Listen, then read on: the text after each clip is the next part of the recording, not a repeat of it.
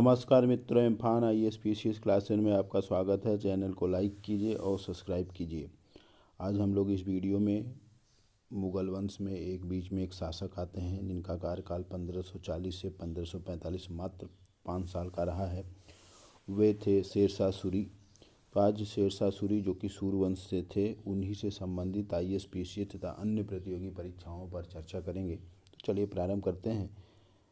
इसमें कम से कम 20+ अर्थात लगभग 25 MCQ पर चर्चा करेंगे। तो चलिए प्रारंभ करते हैं।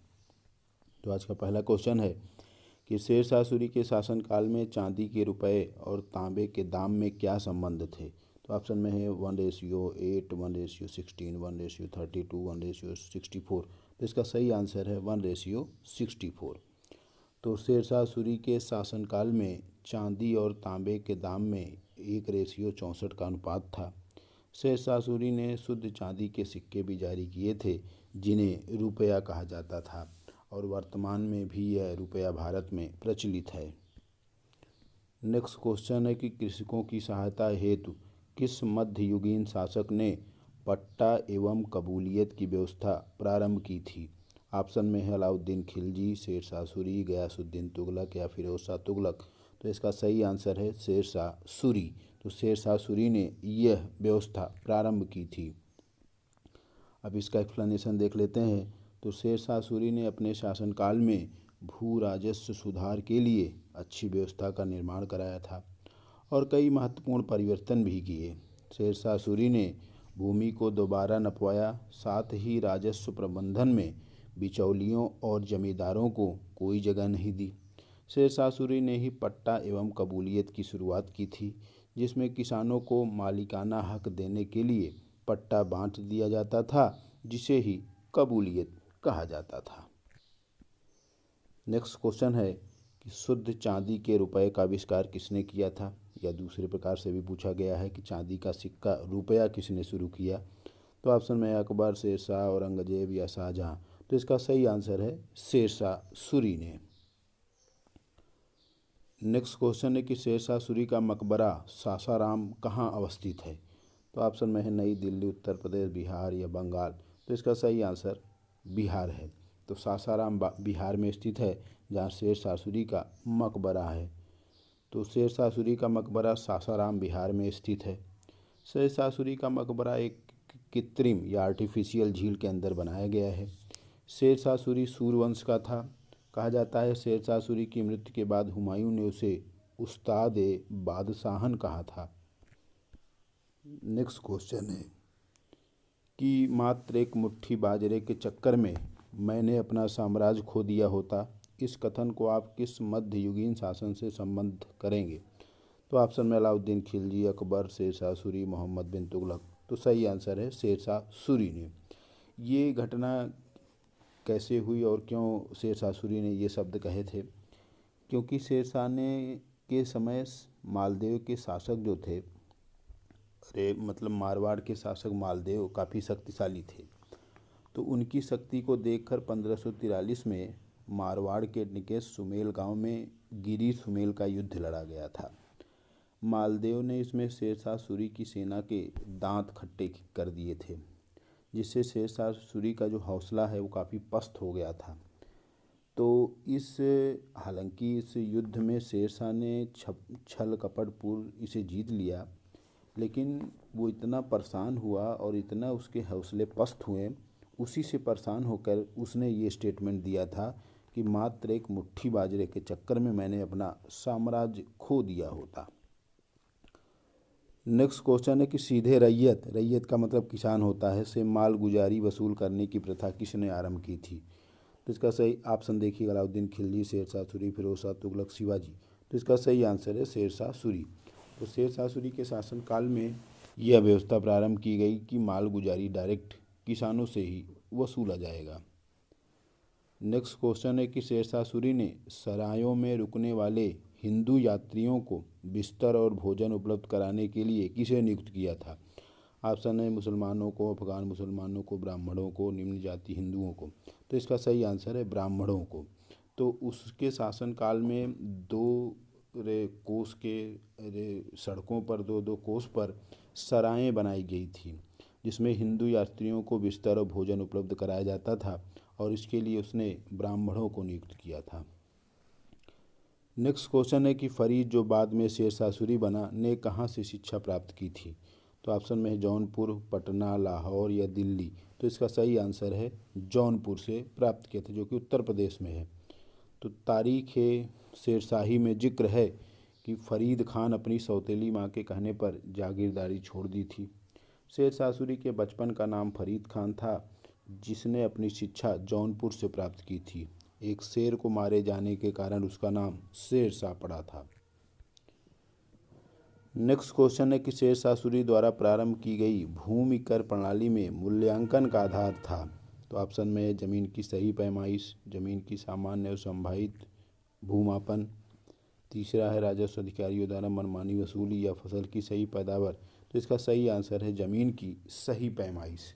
तो शेरशाह सूरी के शासनकाल में जमीन की सही पैमाइश होती थी और उसी के आधार पर भूमि कर प्रणाली का मूल्यांकन होता था।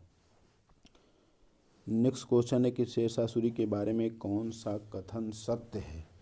तो देखिए ऑप्शन में है वह एक धर्मांध मुसलमान था, दूसरा वह एक पक्का मुसलमान था किंतु धर्मांध नहीं था, तीसरा वह पक्का मुसलमान और हिंदुओं से दुर्व्यवहार करता था, चौथा है वह दूसरे धर्म के प्रति सहिष्णु नहीं था। तो इसका सही आंसर दूसरा वाला है, क्योंकि वो पक्का मुसलमान तो था किंतु धर्मांध नहीं था। वो हिंदुओं को भी आदर करता था, उनका सम्मान करता था। नेक्स्ट क्वेश्चन है कि शेरशाह सूरी के समय निर्मित सराएं निम्नलिखित में से किस काम नहीं आती थी। तो ऑप्शन में है डाक चौकी, यात्रियों के लिए, अधिकारियों के लिए, शास्त्रागार के लिए। तो इसका सही आंसर चौथा वाला है। तो उसका प्रयोग शास्त्रागार के लिए नहीं किया जाता था, वेपन्स रखने के लिए नहीं किया जाता था। तो शेरशाह सूरी ने मार्गों में प्रत्येक 2 कोस पर एक सराय का निर्माण कराया था, जहाँ पर ठहरने और भोजन की व्यवस्था की जाती थी। प्रत्येक सराय में चौकीदार, डाक सेवा और 2 घोड़े हमेशा तैयार रहते थे।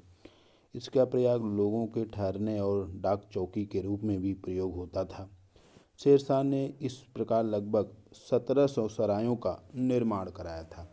कहा जाता है कि मात्र 5 साल के कार्यकाल में उसने ऐसे कार्य किए थे जो कि अभूतपूर्व या अपने आप में एक बहुत महान कार्य थे।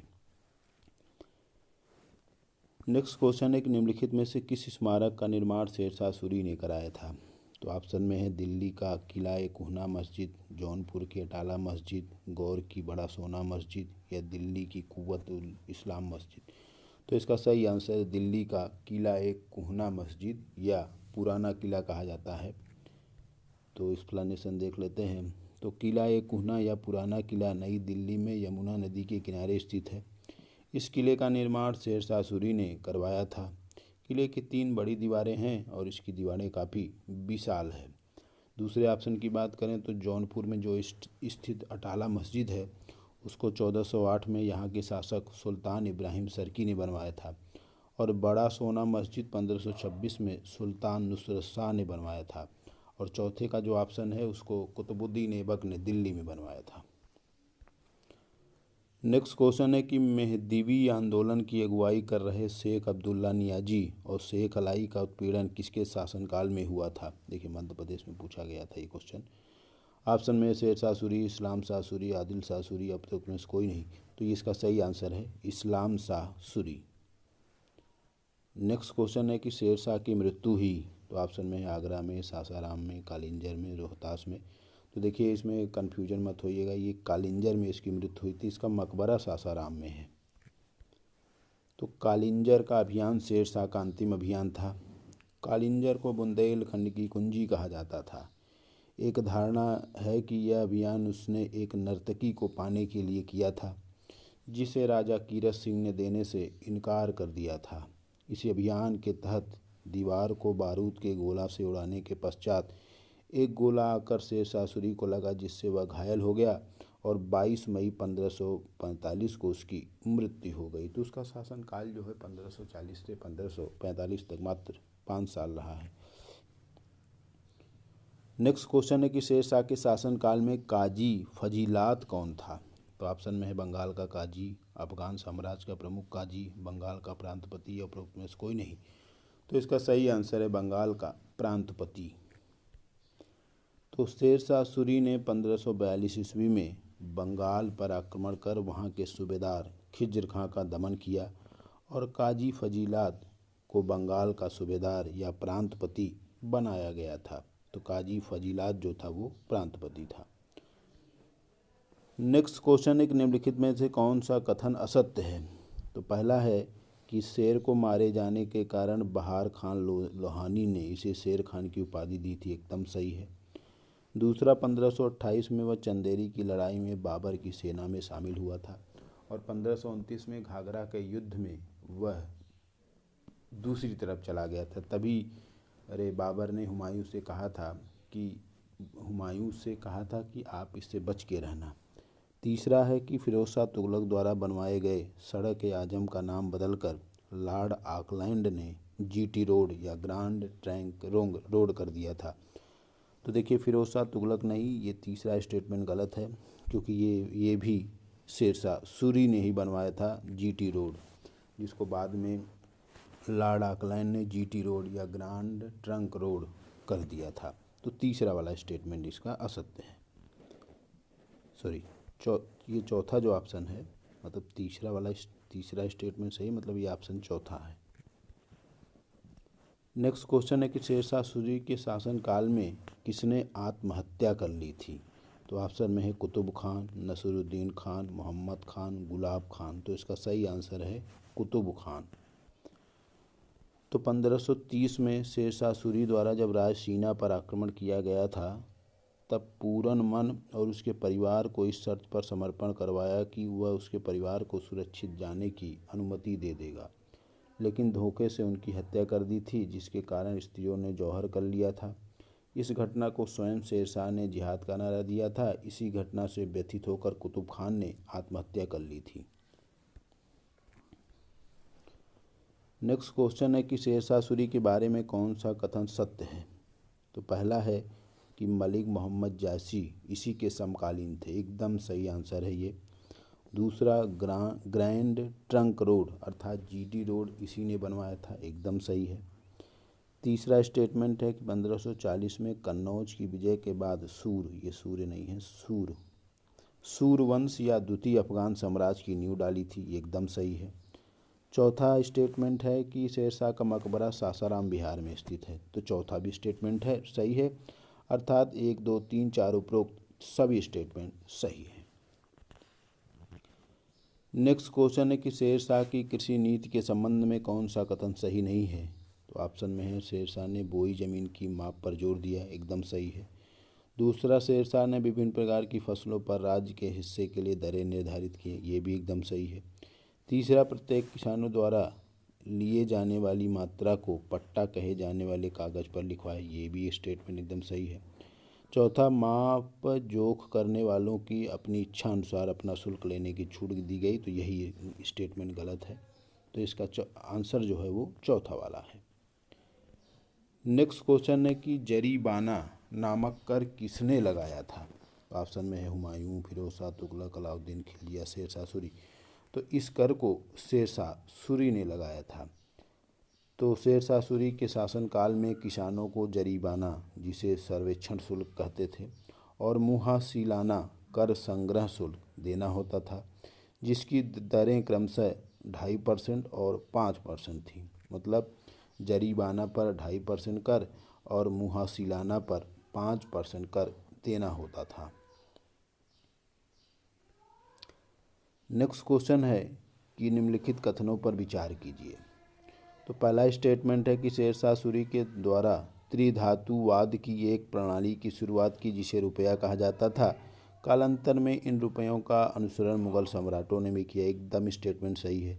दूसरा, यह रुपया आज Bharat, Maldives, Indonesia, Mauritius, Nepal, Pakistan, Seychelles और श्रीलंका में राष्ट्रीय मुद्रा के रूप में प्रयोग किया जाता है। तो ये भी स्टेटमेंट एकदम सही है। तो देखिए ऑप्शन में 1, 2 या दोनों, तो ये दोनों स्टेटमेंट सही है। नेक्स्ट क्वेश्चन है कि शेरशाह सूरी द्वारा कितने केंद्रीय विभाग स्थापित करवाए गए थे? तो देखिए ऑप्शन में है 5, 4, 7 या 2। तो इसके शासनकाल में 4 केंद्रीय विभाग स्थापित करवाए गए थे। वो चारों कौन कौन हैं? तो शेरशाह सूरी द्वारा निम्नलिखित 4 केंद्रीय विभागों की स्थापना की गई थी, जिसमें दीवाने विजारत, जिसे वित्त विभाग कहा जाता था, दीवाने इंसा सचिवालय या शाही सचिवालय विभाग कहा जाता था, दीवाने अर्ज जिसे सैन्य विभाग कहा जाता था, और दीवान ए रिसालत जो धार्मिक और विदेशी मामलों के लिए विभाग था। तो ये 4 केंद्रीय विभाग थे। नेक्स्ट क्वेश्चन है कि निम्नलिखित में कौन सा सुमेलित है। तो ये है कि अमीन का कार्य जो था वो राजस्व इकट्ठा करने की जिम्मेदारी थी। सिकदार का काम कानून और व्यवस्था बनाए रखने की जिम्मेदारी थी, सही है। मुंसिफ का काम न्यायिक मामलों की देखभाल करने वाला था। सिकदरन राजस्व संग्रह की जिम्मेदारी थी, तो यही चौथा गलत है क्योंकि इसका काम था न्याय व्यवस्था को देखना। तो ये डी वाला स्टेटमेंट सही, मतलब इसमें कह रहा है कौन सुमेलित है, तो इसमें ये था कौन नहीं सुमेलित है, तो डी वाला नहीं सुमेलित है। ये थोड़ा सा यहाँ करेक्शन कर लीजिएगा, कौन सा नहीं सुमेलित है, तो डी वाला नहीं सुमेलित है। नेक्स्ट क्वेश्चन है कि शेरशाह सूरी ने अपने, देखिए स्टेप फिर से आ गया। नेक्स्ट क्वेश्चन है कि किस शासक ने सुल्तान उल अदल की उपाधि ग्रहण की थी। नहीं, ये क्वेश्चन 24 है, तो इसको फिर देख लेते हैं। शेरशाह सूरी ने अपने साम्राज्य को कितने जिलों में बांटा था। देखिए वो कितने, ये क्वेश्चन इन क्वेश्चन में अंतर है। ये पूछा गया था कितने केंद्रीय विभाग स्थापित करवाए थे, तो वो 4 था। लेकिन ये वाला जो क्वेश्चन है वो पूछा है कि शेरशाह सूरी ने अपने साम्राज्य को कितने जिलों में बांटा था। तो ऑप्शन में है 40, 47, 59 या 50। तो इसका सही आंसर है 47 जिलों में उसने अपने साम्राज्य को बांटा था। तो शेरशाह सूरी ने अपने साम्राज्य को कुल 47 जिलों में विभाजित किया था। अपने अल्प शासनकाल में उसने काफ़ी महत्वपूर्ण प्रशासनिक परिवर्तन किए थे। शेरशाह सूरी के शासनकाल में दीवान ए अर्ज के केंद्रीय विभाग का नेतृत्व आरिज मुमालिक करता था। दबीर जो है वो शाही सचिवालय का कार्य देखता था, जबकि मुंसिफ ए मुंसिफान राजस्व संग्रह करता था। सिकदार ए सिकदरन के पास कानून और व्यवस्था की बनाने की जिम्मेदारी होती थी। तो यही स्टेटमेंट डी वाले देखिए, इसके पहले क्वेश्चन था तो वो गलत था। नेक्स्ट क्वेश्चन है कि किस शासक ने सुल्तान उल अदल की उपाधि ग्रहण की थी। तो ऑप्शन में है शेरशाह सूरी, अलाउद्दीन खिलजी, फिरोज शाह तुगलक, गयासुद्दीन तुगलक। तो यह उपाधि शेरशाह सूरी ने ग्रहण की थी। तो शेरशाह सूरी साम्राज्य का सबसे बड़ा न्यायाधीश था। वह स्वयं बुधवार को न्याय के लिए बैठता था। शेरशाह सूरी की न्यायप्रियता बहुत निष्पक्ष और कठोर थी। शेरशाह सूरी ने स्वयं सुल्तान उल अदल की उपाधि ग्रहण की थी। शेरशाह के शासनकाल में लगान संबंधी मुकदमों का निर्णय मुंसिफ, परगना तथा मुंसिफ मुंसिफान सरकारों में होता था। फौजी मुकदमों का निपटान सिकदार और सिकदार ए दरान करते थे। शेरशाह सूरी के बारे में कानूनगों ने कहा था कि वह बाहर से मुसलमान लेकिन अंदर से हिंदू था। तो आज हम लोगों ने शेरशाह सूरी से संबंधित लगभग 25 MCQ पर चर्चा की है। ये सभी IAS, PCS तथा अन्य प्रतियोगी परीक्षाओं में पूछे गए हैं और ये फिर पूछे जाएंगे। तो इम्फान IAS PCS क्लासेस को लाइक कीजिए और सब्सक्राइब कीजिए। धन्यवाद।